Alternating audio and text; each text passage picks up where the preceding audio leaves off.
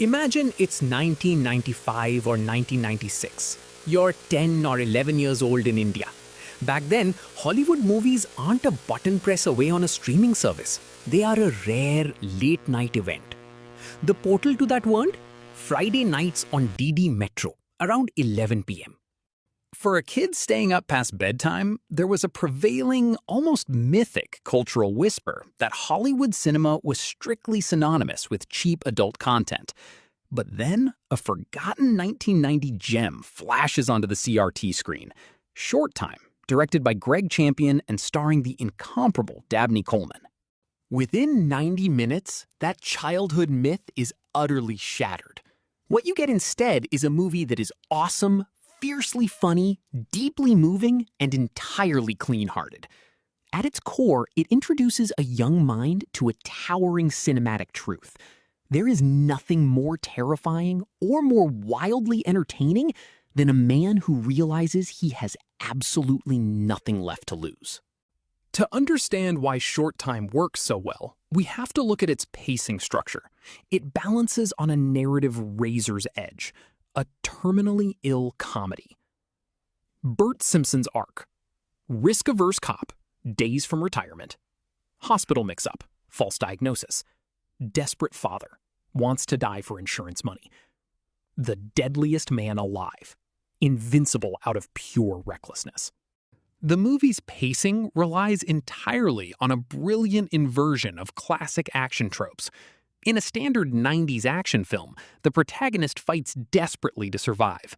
Here, Detective Bert Simpson is pacing his life to end it before his retirement clock runs out. The first act establishes Bert as an aggressively risk-averse guy obsessed with his son's financial future. Once he thinks he's dying, the narrative pacing shifts into overdrive. The comedy stems from a beautifully ironic structural loop. The harder Bert tries to get himself killed by taking insane suicidal risks, the more the universe rewards him with medals for bravery.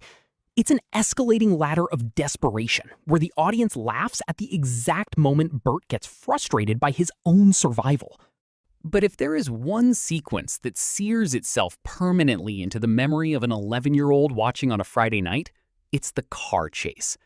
Decades later, seasoned film buffs still argue that Short Time features one of the most underrated, jaw-dropping vehicle chases in Hollywood history. Remember, this is 1990. There is no CGI safety net, no digital compositing. Every single piece of crumpled metal, every screeching tire, and every airborne vehicle relies strictly on practical stunts, precision choreography, and masterclass editing. What makes the pacing of this chase so sublime is how it blends high-stakes danger with character-driven humor. Look at Bert's face during the sequence. He isn't gripping the wheel in terror. He is smiling. He is practically inviting a fatal crash because his family's livelihood depends on it. The camera cuts rapidly between the kinetic, real-world destruction on the streets of Seattle and the frantic, chaotic dialogue inside the car. The pacing doesn't just thrill you, it makes you laugh at the absolute absurdity of a man actively rooting for his own demise. It's pure cinematic adrenaline, executed through real cars and real physics. But the kinetic pacing demands a final, terrifying destination. It all culminates thousands of feet above Seattle, on the skeletal steel structure of an unfinished skyscraper. Up until this second, Bert Simpson has spent 90 minutes treating death like a lottery ticket. He has been entirely fearless because he believed he was already dead. And then, mid-air, the movie pulls its ultimate pacing stunt. Bert finds out. A phone call to his precinct confirms his medical test was switched. He isn't sick. He isn't dying. He has a future. The shift in visual pacing at this moment is brilliant. Bert's manic bravery instantly vanishes, replaced by pure, crystallized vertigo. He doesn't want to fall anymore. The realization doesn't bring him relief.